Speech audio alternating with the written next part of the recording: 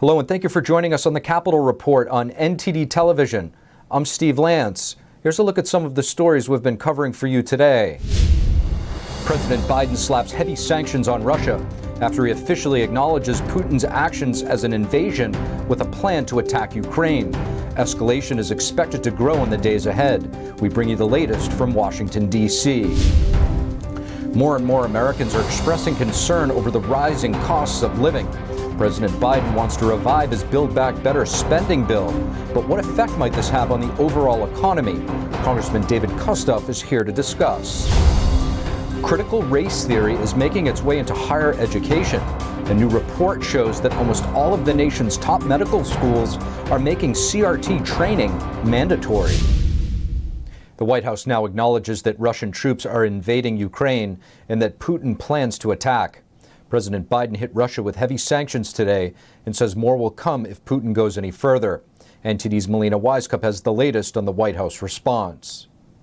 President Biden at the White House responding to Putin's swift and bold moves and his declaration that 2 regions in Ukraine were independent. To put it simply, Russia just announced that it is carving out a big chunk of Ukraine.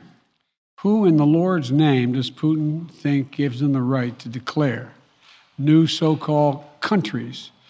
Biden's now imposing sanctions on 2 large Russian financial institutions, effectively cutting off Russia's government from Western financing. And the White House is sanctioning individuals, Russian elites and their families. He's setting up a rationale to take more territory by force, in my view. On Tuesday, Putin approved for his military to use force outside of Russia. There are articles saying about us providing those republics help, including military help. As long as there is an ongoing conflict, by this decision we are making it clear that if necessary, we intend to stand by our obligations. And if Russia goes further, Biden says the U.S. has a plan to go further too. The U.K. has sanctioned 5 Russian banks and 3 Russian billionaires. And Germany is halting the Nord Stream 2 pipeline, one of the most severe measures so far. The European Union imposed sanctions too, calling today one of the darkest days in modern European history. The European Union has created an incredible success with the integration who were formerly under communist control, who are now full-fledged and free European nations. I don't want my grandchildren to grow up in a world where Europe has another Iron Curtain. Ukraine today reported 2 troops were killed in an eastern shelling, and 18 others were injured. But despite the White House's grim warning of more escalation in the days ahead, Ukraine's president welcomes the sanctions but is skeptical of war. We believe that there won't be a large-scale war against Ukraine, and there won't be a large-scale escalation from the Russians. But if there is one, then we will impose martial law. Biden is now sending more U.S. troops to the Baltic states to strengthen NATO's defenses in the area. Melina, just a day ago, the Biden administration was prepared to have a meeting with Russian officials. Biden even agreed in principle to meet with Putin. But after all that's taken place overnight, where does that leave us? Well, yeah, it's looking like those U.S.-Russia talks are now officially canceled. Secretary of State Antony Blinken said earlier this evening that he's officially called off that meeting with Russia's foreign minister.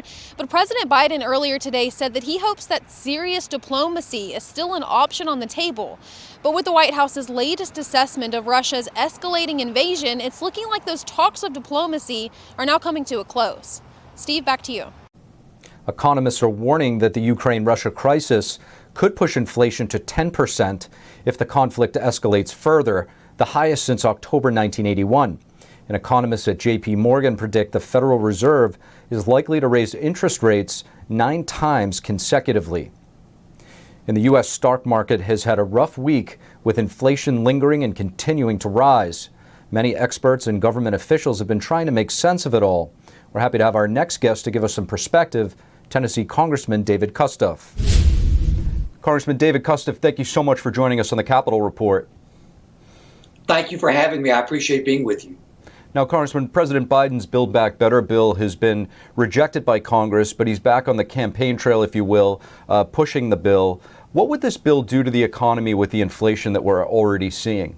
You know, we've had 2 big bills in the House of Representatives last year.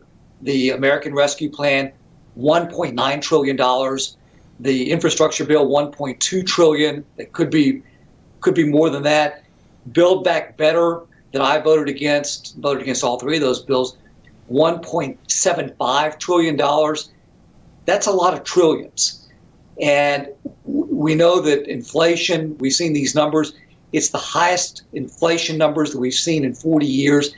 If Build Back Better was passed, or any part of it, even if it was broken down into smaller parts, it would continue to drive inflation at really, really high numbers. And it's having a real impact. I know when I travel my district in West Tennessee, when constituents are talking about the high price of gas and food and appliances and used cars, it's having an impact. So if Build Back Better, or any part of Build Back Better, were to be enacted the way Biden is pushing it, we would continue to see record inflationary numbers. It's a real problem. Now, Congressman, as a representative, you touched upon it a little bit earlier. What are you hearing from your constituents, and how is this impacting real Americans? Yeah, I'm hearing about a number of issues: inflation, the border, crime, education. But, I was with a constituent a week or so ago, and he was looking at his store window, and he said, looking at the gas station, he said, a year ago, I was paying under $2 a gallon for gasoline, and it was, $3.30 or $3.40, whatever day I was there last week. Again, when that's top of mind with constituents, what they're paying at the gas pump, and what they pay for groceries and what they pay for a steak, and they're talking to me about it, it tells me that it's hitting everybody. And I was with another constituent when some inflationary numbers came out a couple of weeks ago, the Consumer Price Index, which showed inflation was up 7.5% compared to a year ago. And he said, I just don't believe those numbers, because I know that I'm paying 50% more in gas than I did a year ago. And I know what I'm paying at the grocery store. So again, real problems. And obviously, because of the policies that President Biden has implemented to discourage oil production here in the United States, we're going to be more dependent with these geopolitical issues. We're going to continue to see higher and higher energy prices, at least in the short term. Now, Congressman, I just want to switch gears a little bit here before I let you go. You recently signed on to a bill that would prohibit the IRS from using the American people's biometric data, facial features, eye scans, etc., in order to file their taxes. Can you shed some light on this and tell us why you stepped in to stop it? Yeah, well, I appreciate that question, because for people who have tried to log on to the IRS website or the apps, you know that in many instances, to authenticate yourself with them, if that makes any sense, you literally have to scan your face and give that information to the IRS along with other sensitive data. I think that's wrong, and I think that most people see that as an invasion of privacy. I'm really concerned. So I want to make sure, and a number of my colleagues on the Republican side want to make sure that the IRS does not have access to some of the sensitive, detailed information, and certainly to our biometric data and information. And so that's why I've co-sponsored this bill that would prohibit the IRS from using people's biometrics in order to interact with the IRS. I think that makes common sense. And I think for most of my constituents, they certainly agree when I talk to them about this bill. Congressman David Kustoff, thank you. Thank you for having me on. I certainly appreciate it. Iowa Governor Kim Reynolds will deliver the Republican response to President Biden's State of the Union address, which is scheduled for March 1st. That's according to the announcement today from GOP congressional leaders. Both Senate Minority Leader Mitch McConnell and House Minority Leader Kevin McCarthy praised Reynolds' handling of the CCP virus pandemic. McConnell referenced Iowa as an example. He said, quote, "She handled COVID by choosing freedom over lockdowns and personal responsibility over mandates, leading to real economic recovery from the pandemic." He also said that Governor Reynolds kept kids in school and critical race theory out. Reynolds said in a statement, quote, "The Biden administration is governing from the far left, ignoring the problems of working class Americans while pushing an agenda that stifles free speech, free thought, and economic freedom." Reynolds is the 43rd governor of Iowa and has served since May of 2017. Critical race theory, also known as CRT, is making its way not only into K through 12 schools, but also into higher education. A new report shows that almost all of the nation's top medical schools are making CRT training mandatory for all students and staff. This is according to a watchdog website called Critical Race Training in Education. They found that among 25 top medical schools across the country, 23 of them have some form of mandatory training related to CRT. Each school gives these subjects different names, but they usually use terms including anti-racism, cultural competency, equity, implicit bias, and diversity, equity, and inclusion, all of which give the public and the students a false sense of what is actually being taught. On Tuesday, Florida's Attorney General Ashley Moody led 13 other Republican attorneys general in calling for the resignation of Homeland Security Secretary Alejandro Mayorkas. In a news release, Moody said, "Through his refusal to enforce federal laws, including deporting criminals and maintaining order at the border, he has put America and other respective states on the verge of a national security crisis." The AGs pointed out a 70% drop in deportations last year, including dangerous criminals. Moody added that drug cartels and human smugglers take advantage of the open borders, with twice as many sex offenders entering the country illegally. Fencing is being put back up around the Capitol. What does it look like? And what does it have to do with the trucker convoys heading to Washington, D.C.? We'll bring you the latest. With the President's State of the Union address slated for next Tuesday, Ohio Congressman Brad Wenstrup joins us to give his thoughts on the current state of our union. And former President Trump's Truth Social has reached #1 on the App Store, while creating a massive waiting list in the meantime.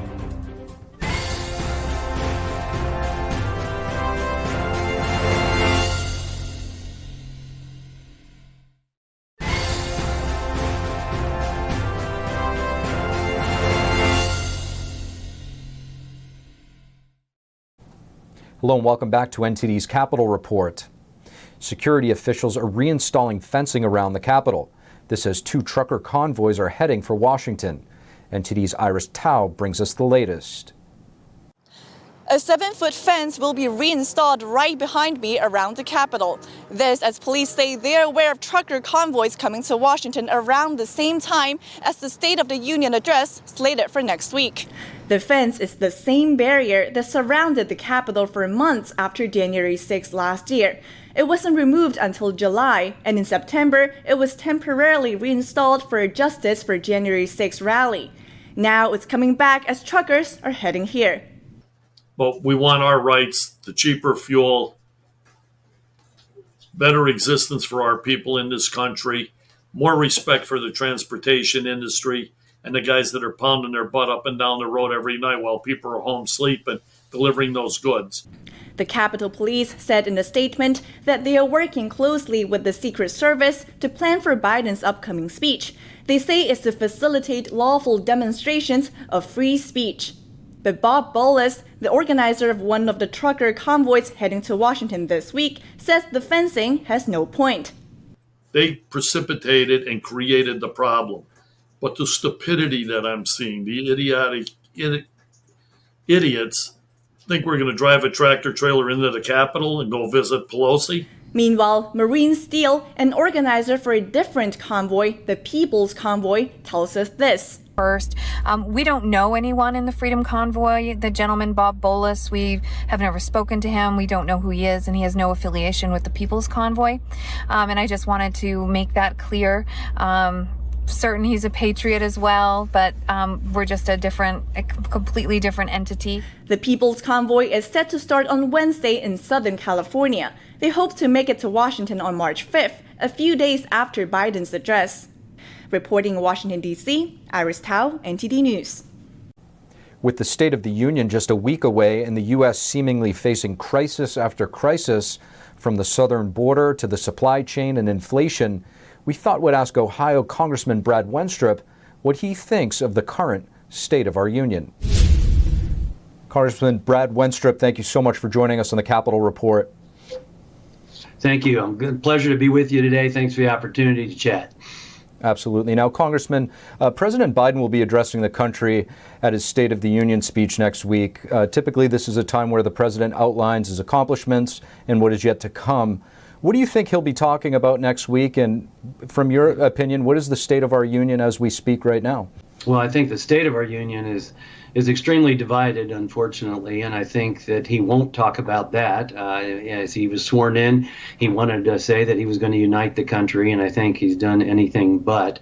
Obviously, Ukraine is going to be on the agenda, but as we're talking about Ukraine defending their borders and being a sovereign nation, we see our southern border is infiltrated with people coming across in numbers like we've never seen before. So I think there'll be a lot of hypocrisy probably from his speech, unfortunately, that he's going to try and sugarcoat some things and take credit for maybe some things that he maybe did or didn't have anything to do with, as we're seeing some progress now towards the COVID virus dissipating somewhat and being less lethal, if you will. I don't know how he can take credit for that, and he's going to try and say he's opening up the country when we've spoken for a long time about opening it up methodically and scientifically, but science hasn't always been given a true voice. So there's a lot of things he has to talk about, Russia and China, and I think that it's a shame what happened. We were even having Olympics in China. That was a perfect opportunity for propaganda and also an information gathering goldmine for the Chinese. But I don't think he'll be talking about that, unfortunately. Well, Congressman, I do want to ask you about China. Like you said, the Olympics have just wrapped up in Beijing. It was a ratings disaster by all accounts so far, but it did seem to shine the light on one thing in particular, and that is the layers and layers of corporations, large American corporations, that seem to have aligned themselves with the values of the Chinese Communist Party. Is it a concern that some of these largest multinational companies in the world can be influenced by China? It's a tremendous concern that I have, and I think all Americans should have. You see some companies that tout all this social justice here in the United States, but they certainly turn their eye towards it in China, and it's all about money. It's all about money. There's no patriotism involved with these, especially these companies that are American born and bred, that they became large because they were in America and they were free to innovate and to develop and grow. And then I think, a real example right now that's of great concern is what you see with the NBA. Apparently the NBA makes quite a bit of money by having them seen in China. And so if you say anything about China and you're in the NBA, you're going to get squashed. And there's no greater example than that than Enes Kanter Freedom. He took the name Freedom because he was becoming U.S. citizen. And when he spoke up and he said put on his shoes at one time, free Tibet, he's now been traded and then cut and out of the NBA. But you know what? There is a guy, a new American, that is willing to stand up and say what's going on in this country is wrong.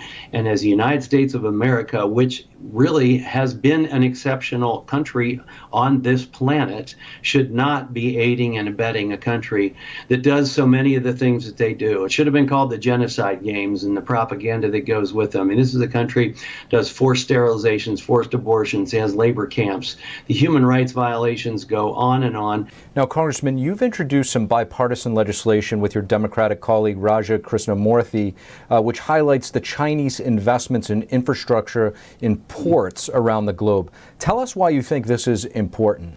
Well, it's their chance to expand themselves militarily. They go into countries and they say, "We'd like to build a port for you, and you can use it for your fishing industry or what have you." Well, the next thing you know, it's based on military assets. We can pull a carrier up here. Or if you just look in Djibouti, where we have had a base there for several years, China is now right next door to us with a base of their own. They are trying to get dominance around the world, and especially starting in their region. But this is dangerous for us, as it gives them a tremendous enhancement militarily. And also, then they hold those countries hostage once they've made the investment there.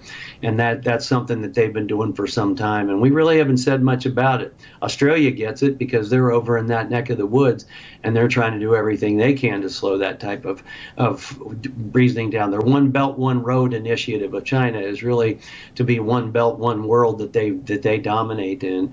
And that's a problem. But, you asked about the ports. That is another opportunity for them to have more domination and influence around the world. Congressman Brad Wenstrup, thank you. Thank you. The Justice Department sued Missouri last Wednesday to block state enforcement of a law that would invalidate some federal gun laws. The Second Amendment Preservation Act was signed by Republican Governor Mike Parson in June of 2021. It allows private citizens to sue agencies for $50,000 if they believe their Second Amendment rights have been violated.